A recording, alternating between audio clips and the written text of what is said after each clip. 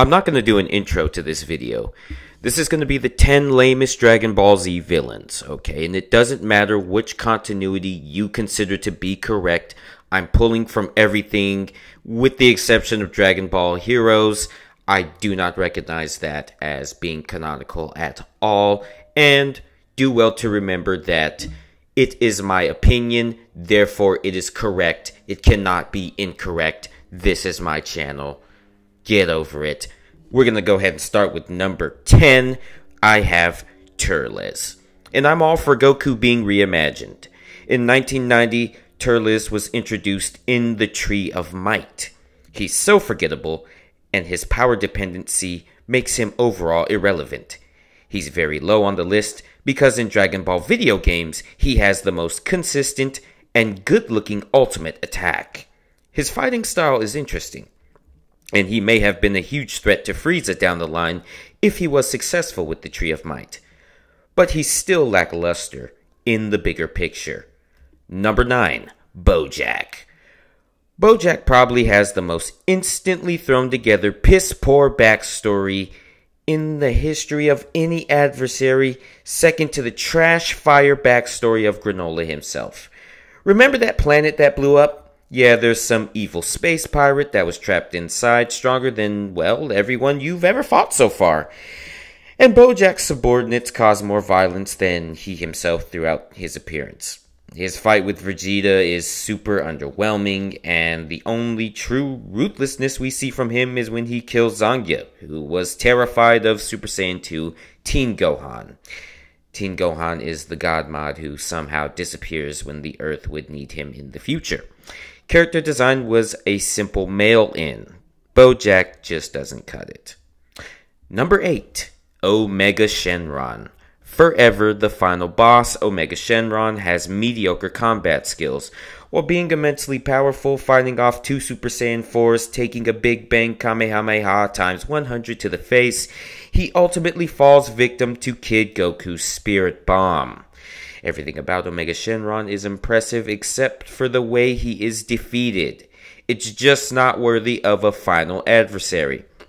Think of the way Darkseid died in the Darkseid War continuity.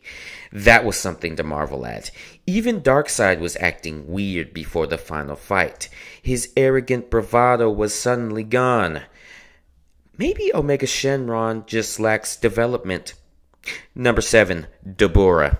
I call him Deborah because I have no idea how he's even remotely relevant other than being a punching bag to give energy to Majin Buu. This should have been much cooler than it was, but you'll notice that post-Cell games, Master Toriyama is consistently making conflicts involving Gohan meaningless. I couldn't put Spopovich on the list because his fight with Videl was interesting. Tell feminists to watch how a real woman goes up against a man. What an amazing performance by Videl, and a fart by Gohan and Deborah in contrast. Number 6, Hirudegarn. Do you remember that time the Z Fighters fought a bug? You know, that giant bug? Me neither. Redemption for this ink blot can be found in video games, as actually fighting Hirudegarn in Budokai Tenkaichi is one of the best experiences you can have on the PlayStation 2. Goku's Dragon Fist is pretty cool. I try to channel it randomly every time I look in the bathroom mirror, but that's all it really took to extinguish this big guy. He's in fact a Majin. For you guys who don't know. As cool as it was to see someone like Tapion, don't act like you actually remember this guy, because you don't. Number 5, Broly. Yeah, Broly made the list. Not only is he a fanboy god mod, and his unusual power level is shrouded in randomness and whimsical storytelling, but I would have left him off the list if it wasn't for his many appearances. This issue is that he probably deserved more than a simple movie special. The conflict with Broly should have lasted as long as the Cell conflict. Broly could have shown Goku and Vegeta that they can definitely reach another level, though different from his own, and one good appearance is all he needed. He could have then been used to hype up and introduce other soon-to-come antagonists. Like when fighting Hatjack, Goku mentions Broly briefly, but it has no effect whatsoever because we've seen Broly a lot up to that point. For example, contrast with this with the appearance of Superboy Prime in the DC Comics. The conflict was very notable. Even in the current continuity, heroes of the Justice League tend to mention Superboy Prime like, hey, I haven't been hit that hard since Superboy Prime. So you get the feel of how dire that situation really was. But Broly is sprinkled throughout the story, and even now he's positioned as a rival to Goku and Vegeta training with Whis. It's very clear that Broly can be salvaged, but at this point, it's very up in the air. Number 4. King Cold, the father of the mighty Frieza, went out as nothing more than a sushi platter. The fearsomeness of his son, however, was marred by the fact that he came into contact with the legendary Super Saiyan. It's obvious where Frieza got his self-consciousness and his inner scaredy cat from. He incorrectly and quite stupidly deduced that Trunks was nothing without his sword?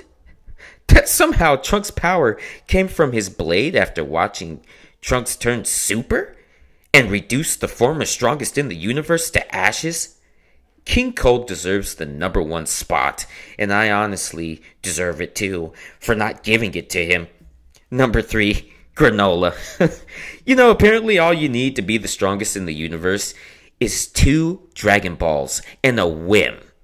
And it doesn't stop there, because Granola was in need of a trademark ultimate attack, and he didn't really have one, with one exception, with what he did to Gas. And Gas, of course, survived, even further besmirching this character.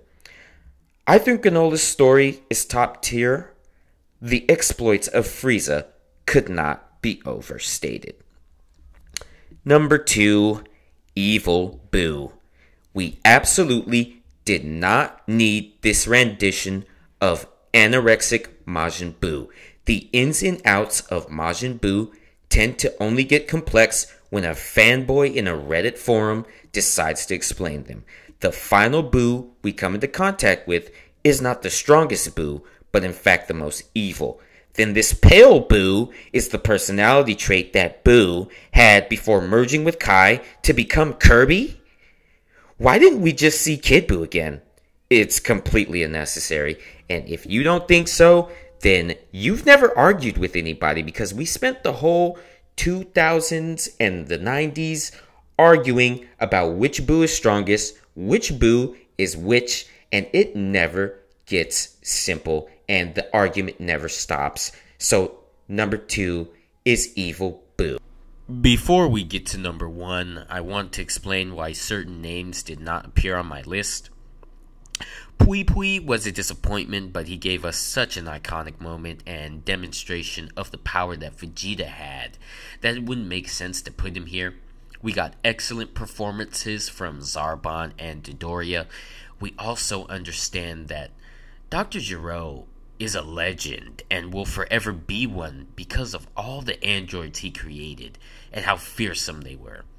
And that's what brings us to number 1, which I originally wrote for Cell Max, but I couldn't because the biggest disappointment is Raditz.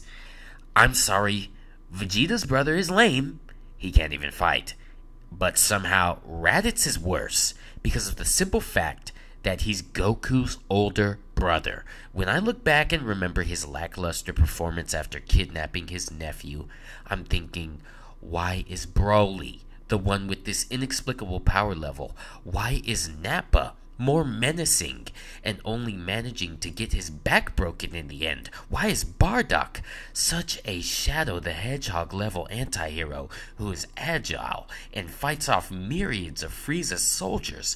Why do I have an ugly, short-lived, plant-based Turles and a false deity called Goku Black, when Goku had the perfect adversary with the perfect design that could have been the biggest roadblock and mountain to overcome, but he's just one of the original Fallen? Frieza's return was amazing, but imagine if Raditz came back and somehow became the second Super Saiyan whilst training for revenge finally returning after the fight with Cell to reveal he had transcended the Super Saiyan. I just think that was a huge missed opportunity. But the work of the legendary Akira Toriyama will always be first in my heart and all of our hearts. And these are just wishes. But who would you put at number 1? Or who would you leave off? Let me know in the comment section below. My bones are... My bones.